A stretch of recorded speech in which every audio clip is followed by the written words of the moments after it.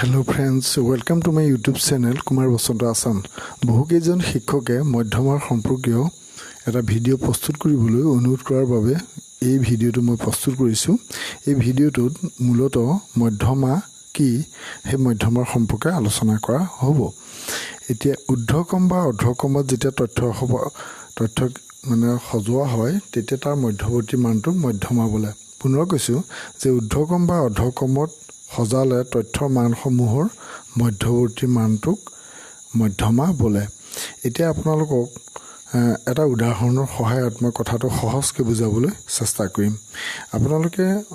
পৰীক্ষাত সাধাৰণতে মধ্যমা যেতিয়া উলিয়াবলৈ দিব, মধ্যমা নিৰ্ণয় কৰিবলৈ দিব, তেতিয়া আপোনালোকে এটা কথা চাব যে আপোনালোকে প্ৰশ্নটোত যিসমূহ তথ্য পায় সেই তথ্যসমূহ ঊৰ্ধ্বকম বা অৰ্ধকমত প্ৰথম সজাই ল'ব লাগিব আৰু তথ্যসমূহৰ যিটো সংখ্যা সেই সংখ্যাটো যুগ্ম নে অযুগ্ম বিচাৰ কৰিব লাগিব। মই অকণমান আৰু সহজ কৰি বুজাব বিচাৰিছোঁ। ইয়াত আপোনালোকে স্ক্ৰীণত দেখিছে উদাহৰণ 14 বুলি লিখা আছে। এই প্ৰশ্নটো এনেকুৱা, এখন স্কুলৰ 10জন শিক্ষকৰ বয়স দিছে। বয়সটো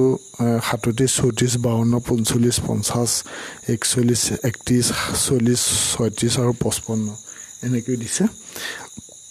এতিয়া ইয়াতে কেইজন শিক্ষকৰ বয়স আছে? 10জন শিক্ষক। 10জন শিক্ষকৰ বয়স থকা মানে আপোনালোকে বুজিছে যে ইয়াত 10টা সংখ্যা দিছে, 10টা সংখ্যা আছে। সেই সংখ্যাকেইটা কি? যে 10জন শিক্ষকৰ বয়সৰ সংখ্যা সেয়া। গতিকে ইয়াতে এনৰ মানটো কিমান হ'ব? 10 হ'ব। মানে ইয়াত কেইটা সংখ্যা আছে? মুঠতে 10টা আছে সংখ্যা। এতিয়া আপোনালোকে যিটো মধ্যমা নিৰ্ণয় কৰিব লাগিব, মধ্যমা নিৰ্ণয় কৰিবলৈ হ'লে প্ৰথমতে কি কৰিব লাগিব? তথ্যসমূহ, যিটো প্ৰশ্নটোত কিছুমান তথ্য দিব যে বছৰেই হওক বা বেলেগ সংখ্যাই হওক, কিবা ওজনেই হওক, যিয়েই নিদিয়ক, সেইখিনি আপোনালোকে ঊৰ্ধ্বকম বা অৰ্ধকমত সজাই ল'ব লাগিব। ঊৰ্ধ্বকম মানে নিশ্চয় বুজি পাইছে যে কমে সৰুৰ পৰা ডাঙৰলৈ সজাব লাগিব, আৰু অৰ্ধকম মানে হ'ল ডাঙৰৰ পৰা সৰুলৈ। প্ৰথমতে ডাঙৰখিনি লিখিব লাগিব, যেনেকৈ 5, 4, 3, 2, 1 বা 40, 30, 20, 10 এনেকৈ সেইখিনি ডাঙৰৰ পৰা সৰুলৈ যদি যায় সেইটো কি কয়? অৰ্ধকম কয়। আৰু ঊৰ্ধ্বকম কোনটো কয়? সৰুৰ পৰা ডাঙৰলৈ। ঊৰ্ধ্বকম সৰুৰ পৰা ডাঙৰলৈ মানে কেনেকুৱা? 1, 2, 3, 4, 5 বা 10, 11, 12, 13 বা 10, 20, 30, 40 এনেকৈ মানে সৰুৰ পৰা ডাঙৰলৈ গ'লে সেইটো কি কয়? ঊৰ্ধ্বকম কয়। এতিয়া কথা হ'ল আপোনালোকে যিটো প্ৰশ্নত পাব সেই প্ৰশ্নটো আপোনালোকে হয় ঊৰ্ধ্বকম নহয় অৰ্ধকম যিকোনো এটাত আপোনালোকে সজাই ল'ব। আপোনালোকে ধৰক এই প্ৰশ্নটোকে এতিয়া 14 নম্বৰ যিটো উদাহৰণ ইয়াত আছে, আপোনালোকৰ NIOSৰ যি DLEDৰ পাঠ্যক্ৰম তাৰ এইটো ষ্টাডি মেটেৰিয়েলৰ উদাহৰণ 14টো। উদাহৰণ 14টোত যিটো আছে, আপোনালোকে বয়সখিনি ঊৰ্ধ্বকমত যেতিয়া সজাই পাব তেতিয়া কি পাব? 31, 34, 36, 37, 40, 41, 45, 50, 52, 55 মানে কমে ওপৰলৈ সজাই গৈছে। এতিয়া ইয়াতে সজাই লোৱাৰ পিছত আপোনালোকে কি কৰিব লাগিব? মধ্যমাটো নিৰ্ণয় কৰিব লাগিব। এতিয়া মধ্যমাটো কেনেকৈ নিৰ্ণয় কৰিব? মধ্যমা নিৰ্ণয় কৰিবলৈ হ'লে প্ৰথমতে আপোনালোকে বিচাৰ কৰিব লাগিব যে আপোনালোকে মুঠতে কেইটা সংখ্যা পাইছে। ইয়াতে কেইটা আছে? 10টা আছে। এতিয়া সেই 10 সংখ্যাটো কি? যুগ্ম সংখ্যা। গতিকে যুগ্ম সংখ্যাৰ ক্ষেত্ৰত নিয়মটো হ'ল যে n/2 টম, মানে এইটো 10ৰ আধা কিমান? 5 মানে পঞ্চমটো। কথাটো বুজি পাইছে যে ইয়াত 10টা সংখ্যা আছে, 10টাৰ আধাটো কিমান হ'ব? 5 হ'ব। 5 হ'লে তেতিয়া আমি পঞ্চমটো বিবেচনা কৰিম। আৰু n/2 + 1 তাৰমানে n মানে যদি 10 হয়, 10ৰ আধা হ'ল 5, 5ৰ লগত 1 যোগ কৰিলে কি হ'ব? 6। তাৰমানে পঞ্চমটো আৰু ষষ্ঠটো ইয়াত বিবেচনা কৰিব লাগিব। আপোনালোকে তালিকাখন চাওকচোন, 31, 34, 36, 37, 40, 41, 45, 50, 52, 55 কেইটা দেখিছে নহয় স্ক্ৰীণত? এই সংখ্যাকেইটা সজাই দিলে ইয়াৰ পঞ্চমত কি আছে? মানে প্ৰথম, দ্বিতীয়, তৃতীয়, চতুৰ্থ কেনেকৈ যদি আমি গৈ থাকোঁ, 31টো প্ৰথম, 34টো দ্বিতীয়, 36টো তৃতীয়, 34টো চতুৰ্থ, পঞ্চমত কি পাম? 40টো পাম। আৰু ষষ্ঠত মানে 6 নম্বৰত আমি কি পাম? 41টো পাম। এনেকুৱা যুগ্ম ক্ষেত্ৰত আমি কি কৰিম যে সেই সংখ্যাটোৰ আধাটো ল'ম আৰু তাৰ পিছৰটো ল'ম। ইয়াত যিহেতু আমি সংখ্যা 10 পালোঁ, 10ৰ আধা কি? 5,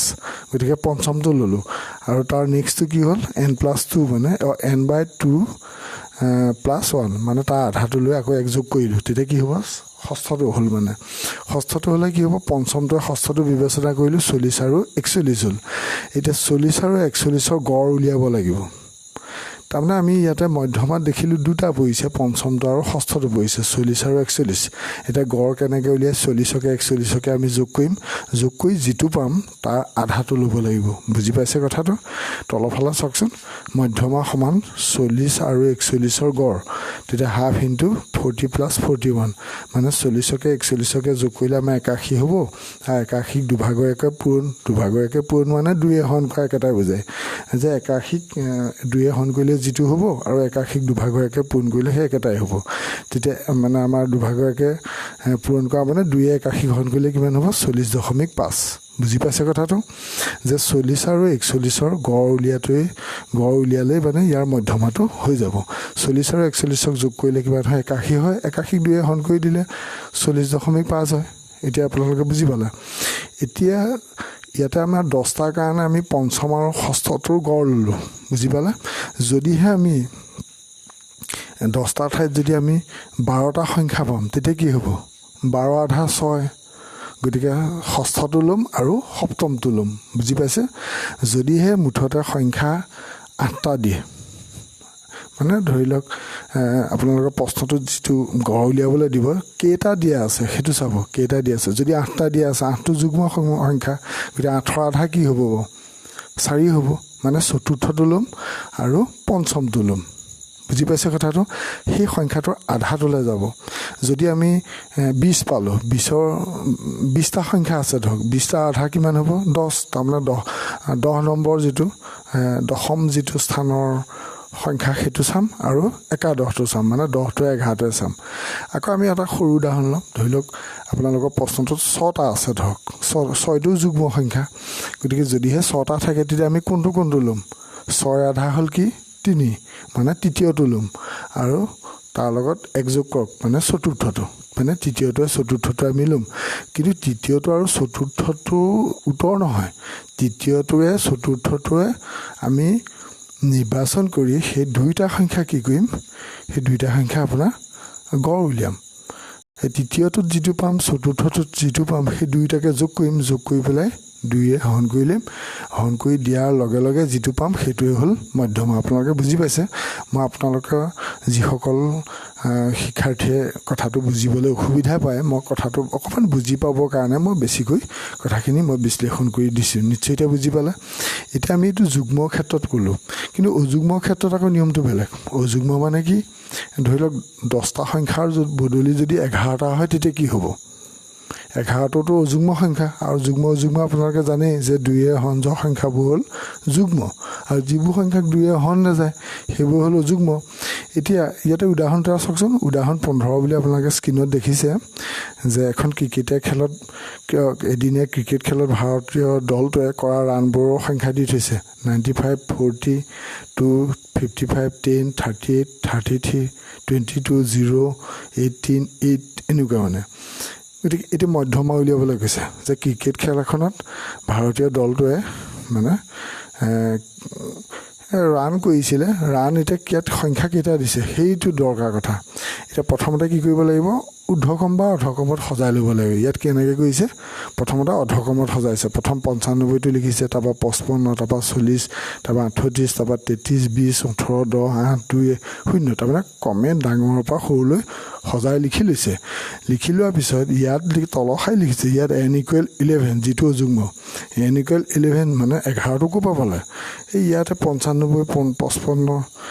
এই টোটেল কেইটা আছে সংখ্যা মানে 95টো হ'লে এটা 55টো হ'ল 55 সতে 2টা 40টো সতে 3টা 38টো সতে 4টা 33টো সতে 5টা তেনেকৈ হিচাপ কৰি গ'লে মুঠতে কেইটা পাব 11টা পাব মানে 11 সংখ্যাটো কি অযুগ্ম এতিয়া অযুগ্ম ক্ষেত্ৰৰ নিয়মটো হ'ল কি যে যেতিয়া অযুগ্ম সংখ্যা পায় তাৰ লগত 1 যোগ কৰি পেলাই আধা ল'ব মই একদম সহজকৈ কৈছোঁ মানে 11টা সংখ্যা পালে তাৰ লগত 1 যোগ কৰক 1 যোগ কৰিলে কিমান হ'ব 12 হ'ব 11ৰ লগত 1 যোগ কৰিলে 12 হ'ল 12 আধা কিমান 6 তাৰমানে ষষ্ঠ যিটো সংখ্যা মানে 6 নম্বৰ স্থানত যিটো সংখ্যা আছে সেইটোৱে হ'ব মধ্যমা বুজি পাইছে কথাটো আপোনালোকে ইয়াতে মধ্যমা 6 নম্বৰ স্থানটো বুলি ক'লোঁ কেনেকৈ পালোঁ আমি কথাটো যে ইয়াতে 11টা সংখ্যা আছে 11টা সংখ্যা হ'লে ইয়াতে যিটো নিয়ম মধ্যমা উলিওৱা যে অযুগ্ম সংখ্যা হ'লে তাৰ লগত 1 প্লাছ হয় মানে n প্লাছ 1 ডিভাইডেড 2 সেইটো নিয়ম মানে মধ্যমা ইকুৱেল টু হ'ব n প্লাছ 1 ডিভাইডেড 2 মই আপোনালোকে বুজিবলৈ সহজ হোৱাকৈ মই কৈছোঁ যে ইয়াতে 11 যে পালোঁ এতিয়া অযুগ্ম সংখ্যা অযুগ্মৰ লগত আমি কি যোগ কৰিম 1 যোগ কৰিম 1 যোগ কৰিলে কিমান হ'ব 11কে 12 12 আধা কিমান 6 মানে ষষ্ঠ স্থানত যিটো সংখ্যা আছে ইয়াত 6 নম্বৰ স্থানত কি আছে বাৰু চাওকচোন 95টো প্ৰথম 55টো দ্বিতীয় 40টো তৃতীয় 38টো চতুৰ্থ তাৰপিছত 33টো হ'ল পঞ্চম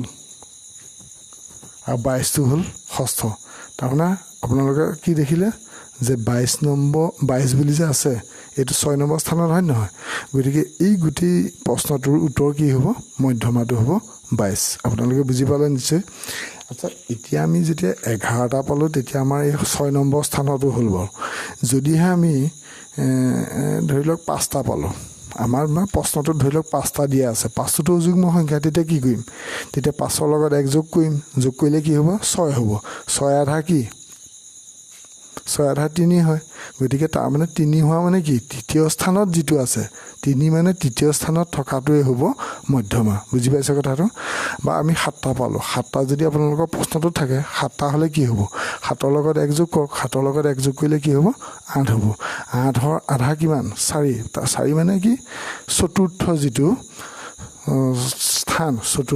চতুৰ্থ স্থানত থকাটোৱে হ'ব মধ্যমা নিশ্চয় আপোনালোকে ভিডিঅ'টোৰ কথাখিনি বুজি পাইছে যে মধ্যমা আমি এনেকৈ উলিয়াম এতিয়া এই ভিডিঅ'টোত মই মূলতঃ মধ্যমাৰ সম্পৰ্কে প্ৰস্তুত কৰিলোঁ আৰু আপোনালোকৰ কেইবাটাও ভিডিঅ' প্ৰস্তুত কৰাৰ কথা আছে কিন্তু পৰীক্ষাৰ তেনেই সমাগত মোৰ হাততো সময় যথেষ্ট কম আছিল কাৰণে মই আপোনালোকক খুব কম সময়তে ভিডিঅ'টো প্ৰস্তুত কৰিবলৈ চেষ্টা কৰিলোঁ গতিকে কিছু কথা মই প্ৰশ্নটো ধৰক বৰ্ড ব্যৱহাৰ কৰি বা তেনেকৈ কৰি দেখুৱাব পৰা হ'লে আপোনালোকৰ সহজ হ'লহেঁতেন কিন্তু সময়ৰ পৰিপ্ৰেক্ষিতত মই আপোনালোকক কৰি দেখুৱাব নোৱাৰিলোঁ তথাপি আপোনালোকে যিসকল শিক্ষাৰ্থীয়ে মধ্যমা বুজি পোৱাত অসুবিধাত আছিলে সেইসকলে নিশ্চয় বুজি পালে আৰু লগতে মই আপোনালোকক কৈ থওঁ আপোনালোকৰ পাঠ্যক্ৰমৰ ভিতৰত আৰু এটা দৰকাৰী কথা হ'ল বহুলকটো বৰ বেছি জটিল কথা নহয় মই আপোনালোকক এইখিনি অকণমান কৈ থৈ যাওঁ তেতিয়া আপোনালোকৰ সুবিধা হ'ব বহুতে বহুলকটো বুজি পায় তথাপি মই আপোনালোকক এইখিনিতে স্ক্ৰীণত দেখাই কৈছোঁ যে গড় আৰু মধ্যমাৰ উপৰি আন এটা কেন্দ্ৰীয় প্ৰবৃত্তিৰ মান আছে যাক বহুলক বুলি কোৱা হয় এতিয়া বহুলকটোত বহুত সাধাৰণ কথা এতিয়া উদাহৰণ 18টো চাওকচোন তাৰ আগতে মই আপোনালোকক কৈ লওঁ যিহেতু স্ক্ৰীণত দেখিছে যে বহুলক কাক বোলে যে বহুলক হ'ল কোনো এক বিভাজনত বাৰে বাৰে সঘনকৈ ওলোৱা মানটোৱে বিভাজনটোৰ বহুলক আকৌ চাওক যে কোনো এক বিভাজনত বাৰে বাৰে সঘনকৈ ওলোৱা মানটোৱে বিভাজনটোৰ বহুলক এতিয়া এই কথাখিনিৰ পৰা আপোনালোকে বহুলক কেনেকৈ উলিয়াই এইটো চাব যে উদাহৰণ 18টো চাওকচোন ভাৰতীয় ক্ৰিকেট খেলুৱৈ বয়সবোৰ তলত দিয়া হ'ল বয়সৰ বহুলক নিৰ্ণয় কৰা ইয়াতে ক্ৰিকেট খেলুৱৈ কিছুমানৰ মানে কিছুসংখ্যক ক্ৰিকেট খেলুৱৈ বহুলকটো দিছে বহুলকবিলাক কি কৰিছে ঊৰ্ধ্বক্ৰমত সজাইছে ক্ৰমে সৰুৰ পৰা ডাঙৰলৈ সজাইছে দেখিছে সমাধানত লিখিছে এইটো তলত লিখিছে যে দেখা গৈছে 24 সংখ্যাটোৱে বাৰম্বাৰতাৰ সৰ্বাধিক অৰ্থাৎ 24 সংখ্যাটো 4বাৰ ওলাইছে গতিকে তথ্যৰ বহুলক হ'ল 24 আপোনালোকে যিসকলে বুজি পোৱা নাই মই আকৌ কৈ দিছোঁ কথাটো যে কেতিয়াবা আমি তথ্য এটা যেতিয়া বহুলক উলিয়াবলৈ দিয়ে প্ৰশ্নত তেতিয়াহ'লে আমি কি কৰিব লাগিব আপোনালোকে ঊৰ্ধ্বক্ৰমত সজাই ল'ব সজাই লোৱাৰ পিছত দেখিব যে কোনোবা এটা সংখ্যা বাৰে বাৰে ওলাইছে মানে কোনোবা এটা সংখ্যা 4বাৰ ওলাইছে কোনোবা এটা সংখ্যা 2বাৰ ওলাইছে কোনোবা এটা সংখ্যা 3বাৰ ওলাইছে তেতিয়া বেছিকৈ কোনটো সংখ্যা আপোনালোকে তালিকাখনত পাইছে সেইটোৱে হ'ব বহুলক বুজি পাইছে মই আপোনালোকে অকণমান সহজে বুজিবৰ কাৰণে মই সৰু কথা এটা কওঁ যে 1 2 2 2 3 3 1 2 2 2 3 3 মই যদি তেনেকৈ লিখোঁ তেতিয়া কি হ'ব 1টো মই এবাৰ ক'লোঁ 2 2 2 2 কেইটা ক'লোঁ 3টা ক'লোঁ তাৰপিছত 3 3 1 2 2 2 3 3 মানে 1 ক'লোঁ এবাৰ 2 ক'লোঁ 3বাৰ আৰু 3 ক'লোঁ কেইবাৰ 2বাৰ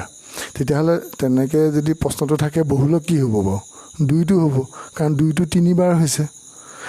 আপোনালোকে বুজি পাইছে কথাটো নিশ্চয় চাগে যে এই যিটোৱে বেছিকৈ হয় মানে যিটো সংখ্যা আপোনালোকে বেছিকৈ দেখে তালিকাখনত সেইটোৱে হ'ব বহুলক নিশ্চয় আপোনালোকে বুজি পালে গতিকে মই ভিডিঅ'টো ইমানটা সামৰণি মাৰিব বিচাৰিছোঁ যদিহে সময় হয় আপোনালোকক মই আৰু ইয়াৰ পৰৱৰ্তী ভিডিঅ'টোত অন্য এটা মাধ্যমৰ সম্পৰ্কে মধ্যমৰ সম্পৰ্কে ক'লোঁ আপোনালোকক মাধ্যমৰ সম্পৰ্কে ক'বলৈ চেষ্টা কৰিম যদি সময় হয় আপোনালোকে ভিডিঅ'টো চাই কেনে পালে মতামত জনাব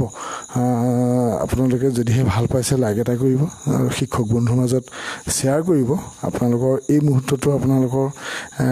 কিবা এটা অতি দৰকাৰী কথা যদি জানিবলগীয়া আছে আপোনালোকে কমেণ্ট বক্সত কমেণ্ট কৰিব গতিকে মই ভিডিঅ'টো ইমানটা সামৰণি মাৰিব বিচাৰিছোঁ থেংক ইউ ফৰ ৱাটছিং